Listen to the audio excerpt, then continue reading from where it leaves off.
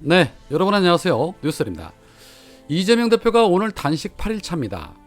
그런데 말할 기운도 없는 이재명 대표의 단식 농성장에 국힘당의 태영호 의원이 항의하기 위해서 찾아왔고, 민주당 박영순 의원이 자신에게 쓰레기라고 했다며 징계 조치를 해달라는 가짜지도 않은 주문을 했습니다. 최소한 인간이라면, 기본적인 도덕과 상식이 있다라면 목숨을 걸고 농성하는 야당 대표에게 찾아와서 이렇게 말할 수는 없는 겁니다. 왜 이러한 일들이 있었는지 어제 국회부터 이재명 대표의 짧은 한마디까지 한번 정리해봤습니다. 그러니까 지금 민주당 의원의 반국가적인 행태를 보고서도 말을 못하고 있는 겁니다. 여러분, 이런 것이 바로 공산 전체주의에 맹종하는 겁니다. 여러분, 들어가십시오. 다음은 외교부 1차관께서 나와주십시오. 발언 주의하세요. 발언 주의하세요. 네, 발언 주의하세요. 쓰레기 발언 주의하세요. 네. 오 의장님.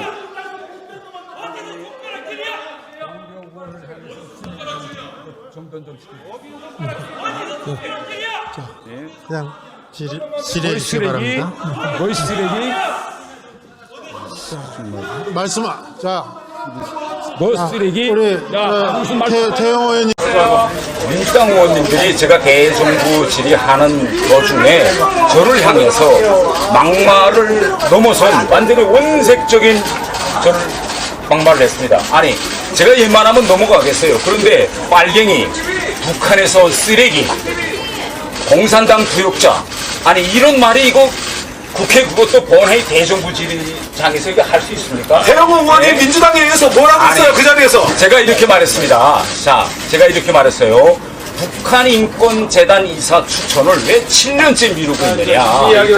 그래서 의원님, 태영 의원님, 그래서 아니 여기 지금 내가 간단히만 위로하고 간단히 단식 투쟁 안 하고 있는 원내대표도 있으니까 거기 가서 말씀하시고 아니가 왜냐면 인사만 하시고 제가 그런 이야기도 민주당 의원님께서 그 원내대표를 찾아가라고 제가 저한테 이야기하고 사무총장님도 아까 저한테 제가 왜 대표님 딱 대표님이 결정할 사항이기 때문에 대표는 그거 결정할 수 없어요. 그래서 첫 번째는 뭐냐, 저에게 몇 분 동안 북한에선 쓰레기라고 소리치고 외친 박영순 의원, 이거 대표님 가만두면 안 됩니다. 이거는 당에서 출당시키고, 그리고 국회의원직 이거 대표님께서 책임지고 이거 박탈시켜야 됩니다. 그런 질문이 학교에서도 학교 반대하면서 여기서 얘기할 얘기가 아니잖아요.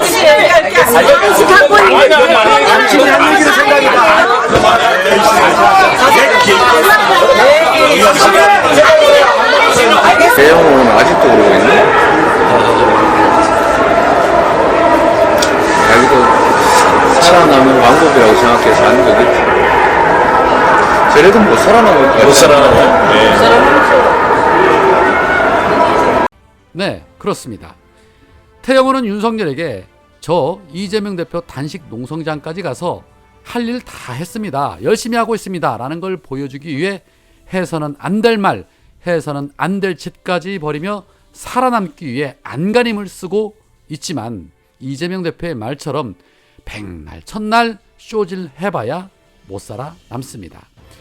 대한민국의 국임당 수준이 어느 정도인지 여실히 잘 보여주는 장면 중 하나였다고 생각을 합니다. 자, 그런데 사실 이뿐만이 아닙니다.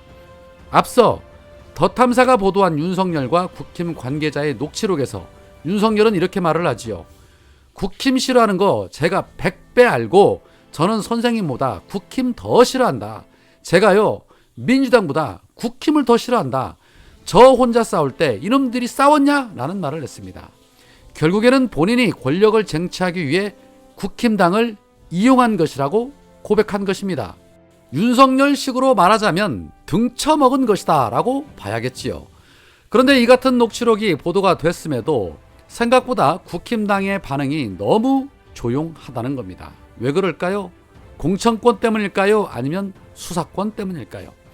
국힘당은 오히려 이 같은 윤석열의 발언 내용에 대해서는 철저하게 외면하면서 오히려 더 탐사를 가짜뉴스 공장이다 라며 대선 공작 물타기라고 반박하고 있는 그런 상황입니다. 윤석열이 먹으러 들어간다고 저렴한 멘트를 하는 데는 다 이유가 있었던 것이죠. 먼저 당대표 김기현은 더 탐사를 언론이라고 할 수 있겠냐, 가짜뉴스 제조공장 아니냐, 아직도 폐쇄 안 되고 뭐 하고 있냐, 빨리 폐쇄될 수 있도록 도와달라라고 입을 털었습니다. 버젓이 윤석열 목소리가 나오는 녹취까지 가짜뉴스라고 말한다면 도대체 진짜는 뭘 보고 진짜라는 소리일까요? 하기는 뭐 바이든도 날리면으로 만드는 자들인데 놀랍지도 않습니다. 또한 윤재혁 원내대표는 이 시기에 그런 보도를 했다는 것 자체가 김만배 신앙님의 대선 공작을 물타기 하려고 하는 의도로밖에 볼 수 없다. 그 사안은 저희 당에 입당하기 전에 사적인 발언에 가까운 이야기를 이렇게 보도하는 것이 극히 부적절하다라면서 애써 외면하는 모양새를 보이기도 했습니다. 왜 이렇게 말 한마디 못하는 것일까? 그 이유는 이미 윤석열이 당을 장악했기 때문인 것입니다.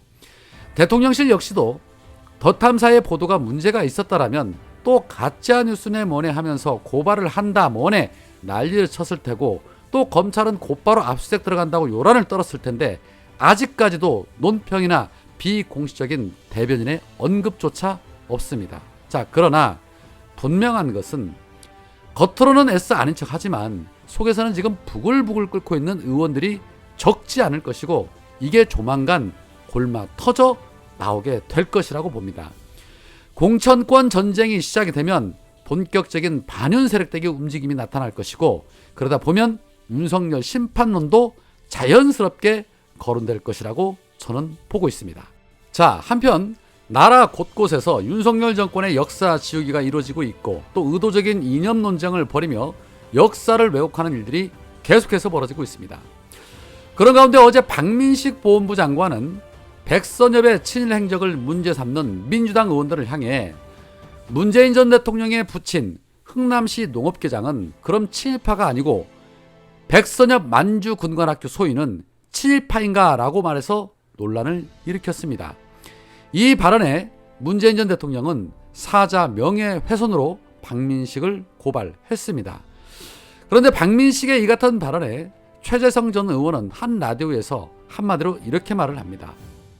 박 장관은 미쳤다. 자, 그러면서 농업계장 그거는 해방 후에 한 거다. 그 다음에 이 백 장군은 사실 이명박 정부 시절에 친일 행위자로 확정이 된 것이다.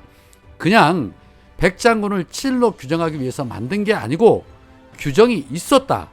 간도 특설 때는 조선인의 대일 항쟁을 조선인이 때려잡기 하자는 취지로 만들어진 것이고 1, 2, 3기가 있었는데 1, 2기는 자원이었다. 그러니까 그거는 자발적인 독립군 때려잡기 위해서 자발적으로 지원을 한 것이다 라고 말했습니다.